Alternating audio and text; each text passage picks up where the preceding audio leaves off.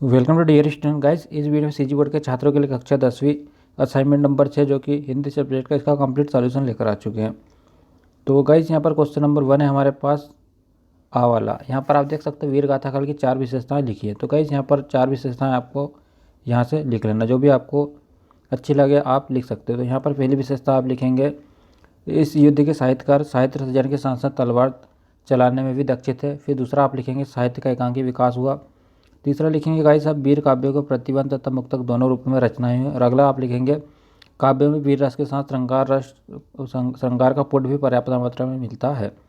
और गाइस यहाँ पर अगला आप लिख सकते हैं, काव्य का विषय युद्ध और प्रेम। अगला आप लिख सकते हैं, युद्ध का सजीव वर्णन। इस तरीके से गाइस आप जो भी चाहें लिख सकते हैं। अगला गाइस हमारे पास जो क्वेश्चन था, यहाँ पर भक्ति काल के प्रमुख 2 कवि और उनकी रचनाओं के नाम हमें लिखना है। तो ये रहा गाइस आंसर, आप इस तरीके से लिख लेना। तो आप लिखेंगे गाइस यहाँ पर कवि और उनकी रचनाएं, तो आप लिखेंगे कबीरदास और लिखेंगे रैदास।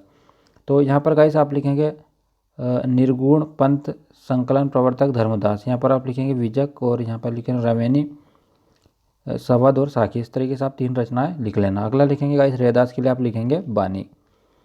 इसके बाद गाइस अगला क्वेश्चन है हमारे पास, सचिव माध्यमिक शिक्षा मंडल रायपुर छत्तीसगढ़ को अपनी 10वीं की अंकसूची की द्वितीय प्रति प्राप्त करने हेतु आवेदन पत्र लिखिए। तो यह रहा गाइस आवेदन पत्र, इस तरीके से आपको लिखना है। तो आप लिखेंगे सेवा में छत्तीसगढ़, मतलब सचिव छत्तीसगढ़ माध्यमिक शिक्षा मंडल रायपुर। और आपको विषय लिखना गाइस अंकसूची की द्वितीय प्रति भेजने के संबंध में। महोदय जी, निवेदन है कि मेरी कक्षा 10वीं की अंकसूची हो गई है। मैंने सन 2007 में 10वीं की परीक्षा उत्तीर्ण की थी, अतः मुझे अंकसूची की द्वितीय प्रति भेजने का कष्ट करें। इस हेतु मैंने निर्धारित शुल्क 50 रुपये, बैंक चालान नंबर आपको डालना है, दिनांक डालना है, आपके नाम से भेज रहा हूँ। मेरी संबंधित जानकारी निम्नलिखित है। तो गाइस यहाँ पर आपको लिखना है, आप लिखेंगे नाम में रमेश और पिता का नाम। इस तरीके से गाइस आपको अपने डिटेल्स यहाँ पर लिख देना है और यहाँ पर आप दिनांक डाल देंगे। इसके बाद गाइस यहाँ पर आप लिखेंगे विनीत और आपको अपना नाम लिख देना है। अगला क्वेश्चन से गाइस यहाँ पर अधोलिखित अपठित गद्यांश को पढ़कर नीचे दिए गए प्रश्नों के उत्तर लिखिए।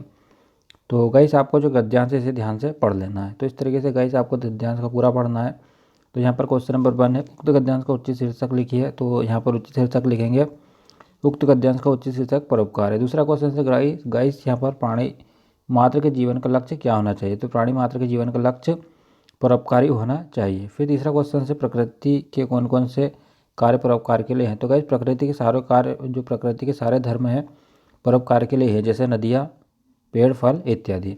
अगला हमारे पास परोपकार का महत्व कब क्षीण हो जाता है। तो गाइस यदि परोपकार किसी प्रत्युपकार की आशा से किया जाए तो उसका महत्व क्षीण हो जाता है। सबसे महत्वपूर्ण धर्म कौन सा है। तो सबसे महत्वपूर्ण धर्म है परोपकार। आपको इस तरीके से लिख लेना है। फिर गाइस क्वेश्चन नंबर 4 हमारे पास, निम्नलिखित विषय में से किसी एक विषय पर लगभग 150 से 200 शब्दों में निबंध लिखिए। तो गाइस यहाँ पर हम लिख रहे हैं वृक्षारोपण का निबंध। अगर आप चाहें तो प्रदूषण की समस्या और समाधान या पुस्तकालय का जो महत्व है किसी पर भी आप लिख सकते हैं। तो गाइस यहाँ पर आप देख सकते हो हमारे भारत देश में जहाँ वृक्षारोपण का कार्य होता है वही इन्हें पूजा भी कहा जाता है। ऐसे कई वृक्ष जिन्हें हमारे हिंदू धर्म में ईश्वर का निवास स्थान माना जाता है, जैसे नीम, पीपल, आंवला, बरगद आदि को शास्त्रों के अनुसार पूजनीय कहलाते हैं। और साथ ही हमारे धर्मशास्त्रों में सभी तरह के वृक्ष प्रकृति के सभी तत्वों में विवेचना करते हैं। तो गाइस जो इसका आप इस तरीके से आगे आपको पॉइंट्स लिखना है। तो आप वृक्षारोपण के महत्व लिखेंगे। यहाँ पर वृक्षारोपण से तात्पर्य वृक्षों के विकास के लिए पौधे को लगाना, हरियाली को फैलाना है। फिर लिखेंगे आप पर्यावरण को बेहतर बनाने में वृक्ष और पौधे मदद करते हैं। यह हवा को शुद्ध करते हैं, पानी को संरक्षित करते हैं, इत्यादि तरीक़ों से समग्र पर्यावरण को लाभ पहुँचाते हैं। फिर गाइस आप लिखेंगे यहाँ पर अर्थव्यवस्था को मजबूत करने में वृक्षारोपण मदद करता है।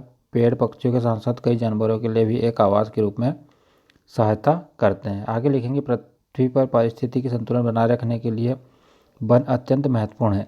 हमें अधिक से अधिक पेड़ लगाना चाहिए। हमें ऐसा करने के लिए आसपास के लोगों को भी प्रेरित करना चाहिए। तो इस तरीके से गाइस यहाँ पर हमने कक्षा 10वीं जो कि सीजी बोर्ड का असाइनमेंट नंबर 6 हिंदी सब्जेक्ट का, इसका कंप्लीट सॉल्यूशंस आपको प्रोवाइड कर दिया है।